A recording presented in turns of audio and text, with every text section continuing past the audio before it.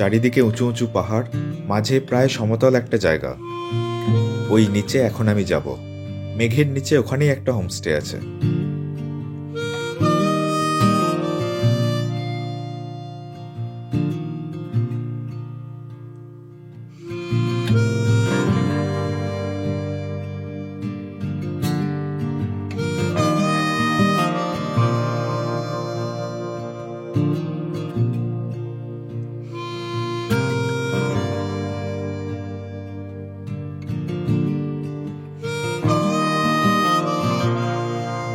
দার্জিলিংয়ের বিজনবাড়ি ব্লকের লাঙ্গুরডাং গ্রাম, গ্রামের প্রথম ও একমাত্র হোমস্টে। গ্রামটিও তাই পর্যটক মহলে নতুন। এই হোমস্টেতে আমি উঠেছি। চারিদিকের এই সমস্ত জমি হোমস্টের নিজস্ব। এখানে প্রায় সব ধরনের শাকসবজিরই চাষ হয়।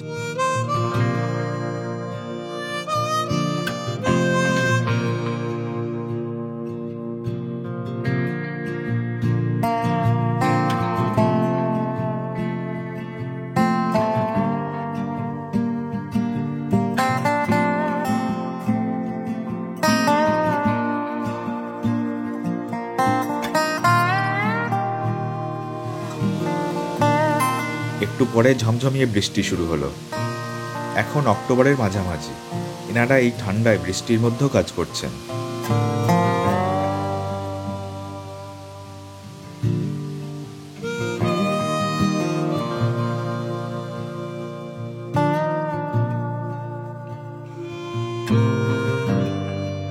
কিছুক্ষণ পরে খাওয়ার ঘরে এলাম।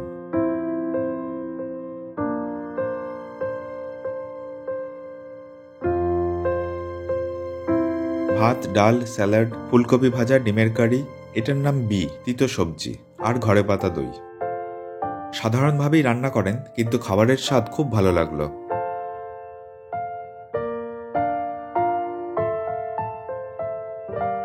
ঘুরতে ঘুরতে গ্রামের উপরের দিকে উঠছিলাম। আমার সঙ্গে রয়েছেন মেরিনাজি আর হোমস্টে কর্তা বুদ্ধিমানজি।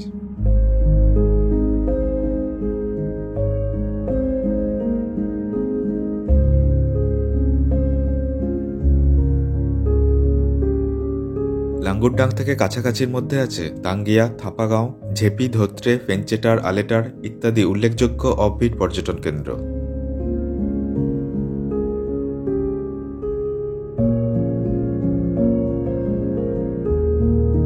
এখানে ফুটবল ম্যাচ চলছে।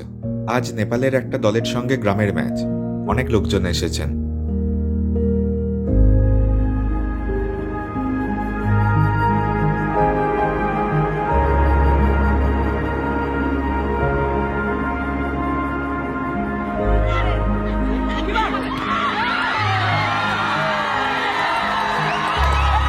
নেপালের টিম গোল দিল।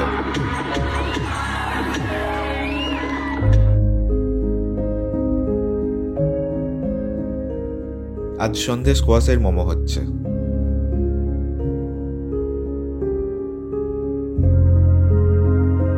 এইরকম পাথরের শিলনোড়া আমাদের বাড়িতেও ছিল, তবে আকারে এর থেকে অনেক ছোট ছিল। বাগডোগরায় থাকার সময় দুধিয়া নদী থেকে আনা হয়েছিল।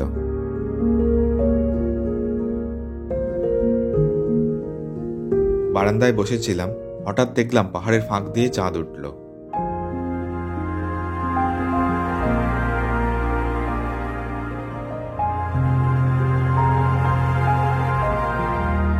রাত্রে খেলাম ভাত, ডাল, স্যালাড, স্কোয়াশের তরকারি, সয়াবিন আর মুরগি কষা।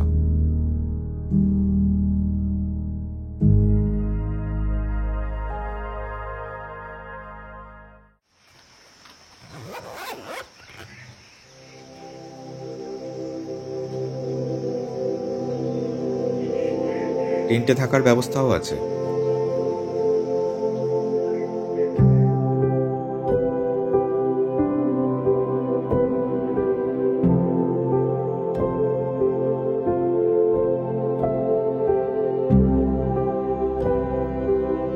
আমি যখন গিয়েছিলাম তখন এখানেই একটা কটেজ তৈরি হচ্ছিল, একেবারে সবুজের মধ্যে।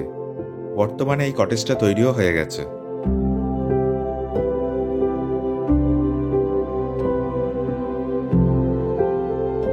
আমি ছিলাম এই ঘরটায়। এখানে মাথাপিছু খরচ ১৩০০ টাকা খাওয়া সহ।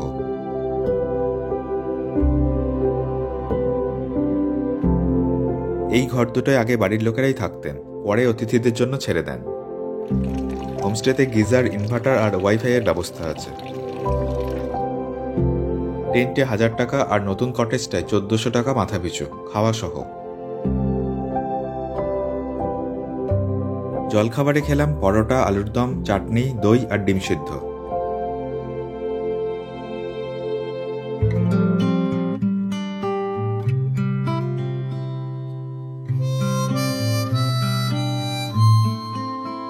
এরপর বেরোলাম লাঙ্গুরডাং গ্রামের সবথেকে সুন্দর প্রান্তের দিকে।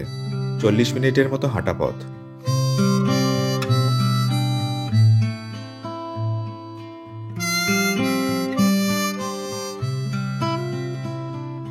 এত সুন্দর রাস্তায় হাঁটতে কোনো ক্লান্তি আসে না। পথের দুধারে স্কোয়াশের মাচা আর সবুজের মাঝে মাঝে সুন্দর সুন্দর এক একটা ঘর।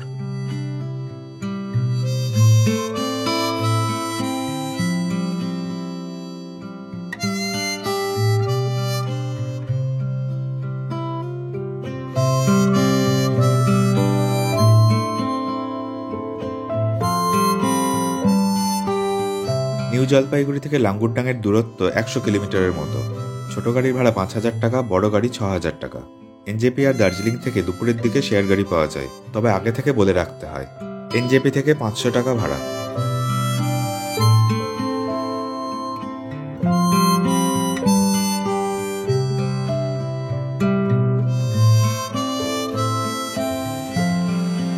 কাকিলা নদীর সামনে পৌঁছালাম।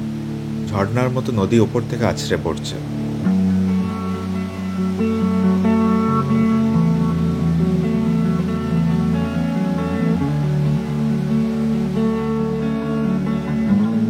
কাছাকাছির মধ্যে কোনো বাড়িঘর নেই।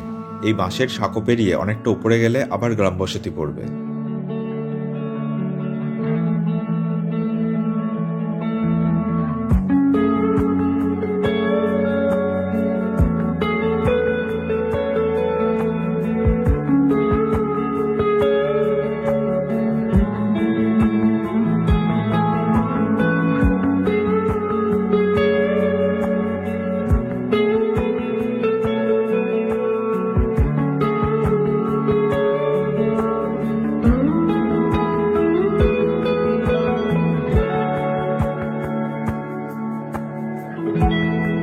সামান্য নিচে নেমে নদীকে এইভাবে পেলাম।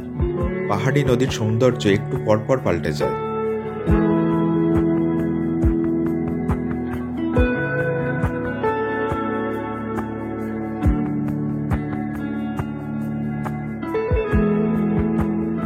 সাঁকো পেরিয়ে চললাম খালিং জলপ্রপাত দেখতে। রাস্তায় বৃষ্টিতে পুরোই ধসে গেছে। 5 মিনিটের রাস্তা, কিন্তু আমাদের প্রায় 15 মিনিট লাগলো। পাহাড়ের বাঁক ঘুরতেই ঝর্ণার আওয়াজ পেলাম।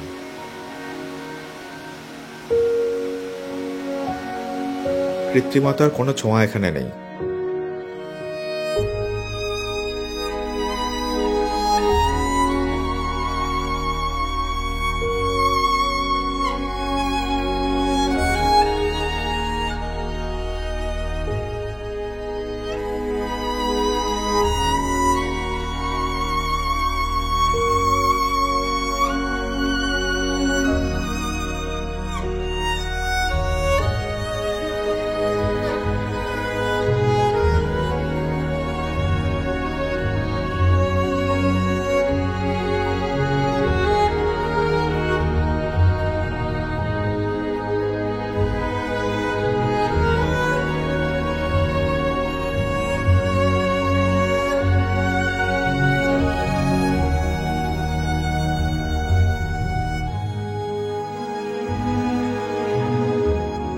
দুপুর নাগাদ হোমস্টে ফিরে এলাম।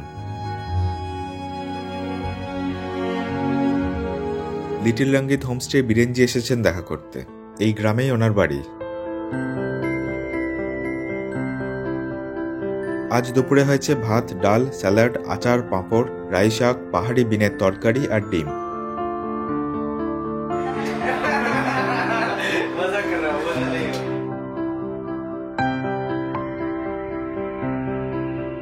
হোমস্টে থেকে 5 কিলোমিটারের মধ্যে আরও বেশ কিছু ভালো ভালো জায়গা আছে, যেমন গুম্বাটার, ছোট রঙ্গিত নদী, কমলা লেবুর বাগান।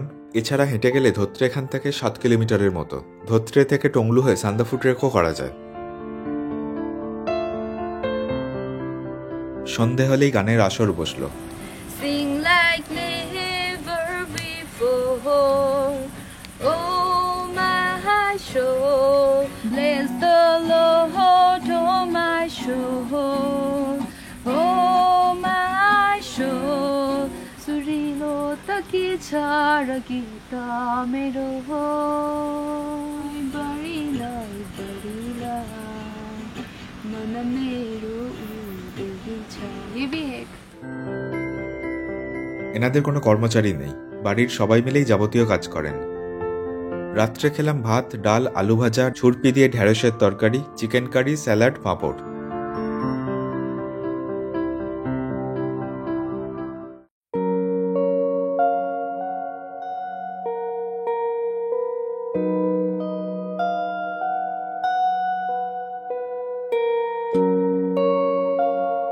সকালের প্রথম আলোয় হাঁটতে বেরোলাম।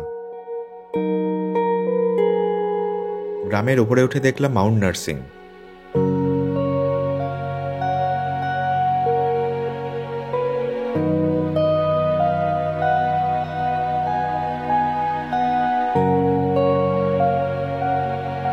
আরও দেখা যাচ্ছে দার্জিলিং শহর আর দূর দূরান্তের অনেক গ্রাম শহর। মিম, তামসাং, ঋষিহাট, মেরিবং, লিঙ্গিয়া ইত্যাদি চা বাগান এক জায়গায় দাঁড়িয়ে দেখা যাচ্ছে। হোমস্টের দিকটায় উঁচু উঁচু পাহাড়ে ঘেরা থাকায় ওখান থেকে এইসব দেখতে পাওয়া যায় না। এরপর মনেস্ট্রির দিকে পা দিলাম। মনেস্ট্রির পথে শুধুমাত্র 4x4 গাড়ি যায়। আমরা হেঁটে যাচ্ছি।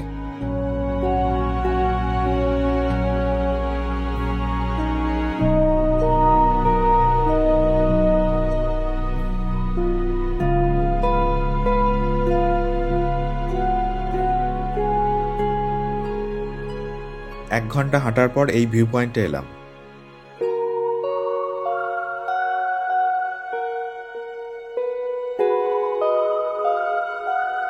এখন রেলিং, মেগিতার আর দাঙ্গিয়া দেখা যাচ্ছে। কুয়াশা না থাকলে আরো অনেক কিছু দেখা যেত।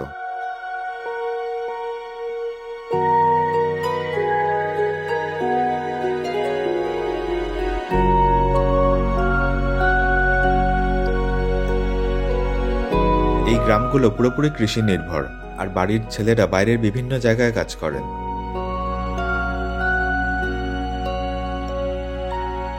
আরো কিছুটা ওঠার পর মনেস্ট্রিতে পৌঁছালাম। অনাড়ম্বর একটা মনেস্ট্রি। আমার মনে হয় সাইট সিইং এ এখানে না এলেও চলে, অতটা গুরুত্বপূর্ণ নয়।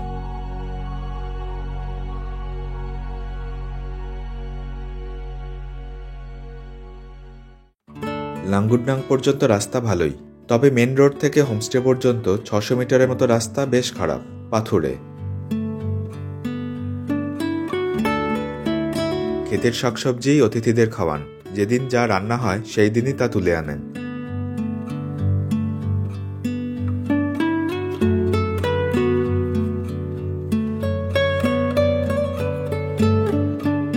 গ্রিন হাউসও আছে। আদর্শ কৃষকের বাড়ি বলা যায়। একদিকে গরু, হাঁস, মুরগিও দেখলাম। তাই হোমস্টে না বলে বুদ্ধিমানজি ফার্মস্টে নামকরণ করেছেন। নতুন কটেজের কাছে যে পুকুরটা আছে সেখানে অনেক মাছ আছে। মাছ ধরার একটা পদ্ধতি আছে। প্রথমে জল কমিয়ে দিলেন, তারপর একটা ডোকো নিয়ে জলে নেমে পড়লেন।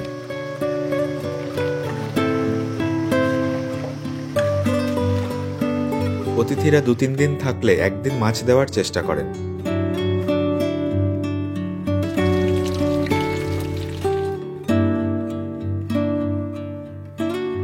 এখানে ডাল শুকাচ্ছেন।